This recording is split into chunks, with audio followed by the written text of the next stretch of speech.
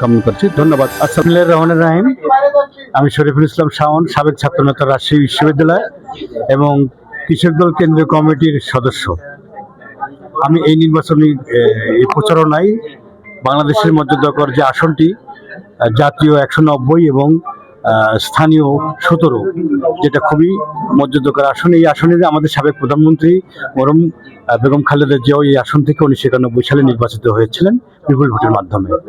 আমাদের মেসেজটি এটাই যে আমাদের যে অভিজ্ঞ মানুষ, আমাদের এই নির্বাচনী কমিটির প্রধান সমন্বয়ক, বিএনপি চেয়ারম্যানের উপদেষ্টা জনাব আব্দুল সালাম, বীর মুক্তিযোদ্ধা আব্দুল সালাম ভাই সহ জিয়াউর রহমান ফাউন্ডেশনের সভাপতি জনাব ডাক্তার জোনাল ভাই আছে সহ এবং আমাদের সিরাজি ভাই, প্রফেসর সিরাজি ভাই এবং কাজী রফিক ভাইয়ের সমন্বয়ে গঠিত এই টিমে কাজ করছি আমরা।